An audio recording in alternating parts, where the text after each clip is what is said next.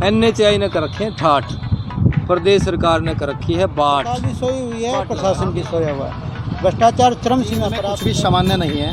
अगर हम मूलभूत सुविधाओं की बात करें, सड़कों की बात करें, सीवरेज की बात करें, खबरों की कटिंग को अगर हम जोड़ें तो 1000 करोड़ रुपए से ऊपर का बनता है। जिस शहर में 1000 करोड़ रुपए से ऊपर के पैसे।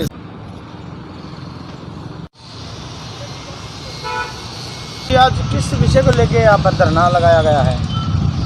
धरना नहीं, हम तो बेसिकली ना हमने ये अनशन के माध्यम से लोगों से आग्रह किया था भाई एक दिन प्रशासन को, सरकार को, विधायक को, उप मुख्यमंत्री इनको थोड़ा सा जगा लें और लोगों को भी जगा लें कि हम समस्याग्रस्त हैं। बेसिकली हो क्या रहा है, जब से सरकार बनी है, सरकार भी, जनप्रतिनिधि भी और प्रशासन भी लोगों के प्रति, शहरवासियों के प्रति, यहाँ की जनता के प्रति उदासीन हो गया है। कोई समस्या है बताएं, पड़ी है तो पड़ी है। तो क्या इसका पता करने की कोशिश की? हाँ, पता करने की कोशिश जो की, उदासीन बार बार आग्रह कर रहे हैं उनसे, उनको समस्याओं का समाधान बता रहे हैं। पिछले 1.5 साल से रानी तालाब के पानी के लिए कहते रहे, लेकिन सुनी नहीं डीसी साहब ने।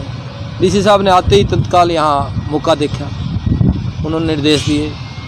1 महीना पहले वो पानी एक दिन चल भी गया था, लेकिन वो 1-1.5 साल जो उदासीनता रही, वो रही उन अधिकारियों के कारण जो जहाँ यहाँ जमे हुए हैं। काबिल अधिकारी आता है, उनको यहाँ से बदलवा दिया जाता है। आज स्थिति ये है, PWD मंत्री होते हुए रानी तालाब के बराबर वाली सड़क, आप उसकी भी एक बार वीडियो बनाना। PWD मंत्री होते हुए उसके हाल ये है कि डेली 1-2 बुजुर्ग, 1-2 महिला स्कूटी से गिरती है। दुकानदारों ने सब ने शीशे का एक्स्ट्रा खर्चा कर लिया है, लेकिन उसके बावजूद भी ग्राहक कम, धूल मिट्टी ज़्यादा जा रही है। काम धंधे ठप हो गए।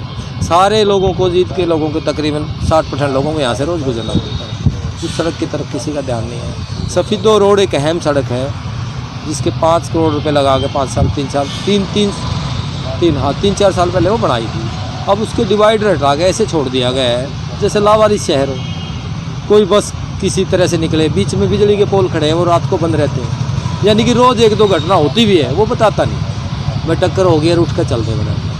किसी अधिकारी से मिले आप इसको लेके? अधिकारी से मिले, अधिकारियों को लगातार मिलते रहते हैं। SDM थे, SDM साहब को यहाँ से रवाना कर दिया गया। एक DMC होती है नगर परिषद की, जो पूरे ज़िले की होती है, वो यहाँ से चली गई है। EO होते हैं जो नगर पालिका में, वो 3 कार्यभार है उनके पास। आज आप हफ्ते में 2 दिन इससे आते हैं। लोग दफ्तरों में परेशान हैं। तहसील का कोई काम 1 दिन में आप करवा। क्या डिमांडें हैं, किस प्रकार की जो समस्या शहर के अंदर है? देखिए, जींद में कुछ भी सामान्य नहीं है। अगर हम मूलभूत सुविधाओं की बात करें, सड़कों की बात करें, सीवरेज की बात करें, सब ठप है। अगर हम सफाई व्यवस्था की बात करें तो यहाँ दुर्गंध ही दुर्गंध है। बात करें हम किसी और मुद्दे की, जैसे ऐतिहासिक तीर्थस्थल रानी तालाब है जहाँ हम ये धरना दे रहे हैं, यहाँ भी जितनी शुद्ध लेनी चाहिए थी, कोई शुद्ध नहीं ली गई है। बात आ रही है कि पैसे सरकार से आते हैं कि नहीं आते हैं। करोड़ों रुपए का प्रेस नोट आता है हर महीने। पिछले दिनों मुख्यमंत्री सफीदों में आए थे, पता नहीं 220 करोड़ बताया था, पता नहीं कितने करोड़ रुपए बताया था विकास के, हमने इतने दे दिए हैं। 6 साल का अगर इन खबरों की कटिंग को अगर हम जोड़ें तो 1000 करोड़ रुपए से ऊपर का बनता है। जिस शहर में 1000 करोड़ रुपए से ऊपर के पैसे शहर में विकास के नाम पर लगे हों और वहाँ सड़कें टूटी हुई नजर आएँ, सीवरेज व्यवस्था खराब नजर आए, पार्कों की दुर्व्यवस्था हो, जगह जगह गंदगी के ढेर लगे हों, जींद जिला ना नजर आए, जींद गाँव नजर आए, तो ऐसे में क्या करेंगे सामाजिक संस्थाएं? विपक्ष नाम की कोई चीज़ है नहीं, सत्ता पक्ष काम नहीं कर रहा, प्रशासन कोई सुनवाई नहीं कर रहा। आखिर में जो सामाजिक संस्थाएं हैं, अन्ना टीम है और जितनी भी संस्थाएं हैं, सब मिलकर इस प्रकार की लड़ाई लड़ रही हैं, कभी किसी मुद्दे को लेकर, कभी किसी मुद्दे को लेकर। आप सब पत्रकार साथियों, आप सभी को पता होगा, जींद में जितनी भी लड़ाइयाँ लड़ती हैं, सामाजिक संस्थाएँ लड़ती हैं। विपक्ष के नाम की जितनी पार्टियाँ कोई लड़ाई नहीं लड़ती, चाहे वो सीवरेज का मुद्दा है, चाहे वो सड़क का मुद्दा है, चाहे वो पार्क का मुद्दा है। अगर हम रानी तालाब की बात करें, रानी तालाब पे पानी सूख चुका है। कुरुक्षेत्र विकास बोर्ड के अंतर्गत ये आता है, पुराना ऐतिहासिक स्थल है, गोल्डन टेम्पल की तर्ज पर इसको बनाया गया था। आज इसकी हालत देखो, अब से बदतर हो गई है। करोड़ों रुपए इसके नाम पर आए हैं, पेंट के नाम पर, स्पेति के नाम पर, लाइटों के नाम पर। कहाँ हैं वो पैसे? कोई श्वेत पत्र प्रशासन जारी नहीं करता।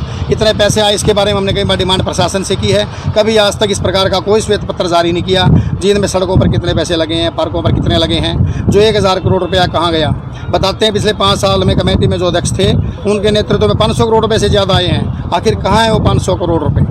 एक एक चीज़ का रोना में रोना पड़ रहा है सामाजिक संस्थाओं के नाते। अगर सत्ता पक्ष बढ़िया मजबूत होता, प्रशासन सुनवाई कर रहा होता, विपक्ष हु अल्लाह कर रहा होता तो हम सामाजिक संस्थाओं में हमारा काम नहीं था। हमारा काम तो था धर्म के काम करना, शमशान घाट की दीवारें बनाना, लड़कियों की शादियां कराना। लेकिन हमें समाज के ये काम छोड़ के जो मूलभूत सुविधाएं शहर की हैं, हमें बड़ा दर्द आता जी। शहर में रह रहे हैं 35-40 सालों से, उस शहर की किसी को संभाल ही नहीं है। जो लोग MLA बने बैठे हैं, MP बने बैठे हैं, मंत्री बने बैठे हैं, जींद के आदमी जीत का डिप्टी चीफ मिनिस्टर बने हैं, पहले मुख्यमंत्री बने हैं। कहते थे अगर मुख्यमंत्री बने तो जहाँ SP की कोठी है वहाँ हमारा सेक्रेटेरिएट होगा।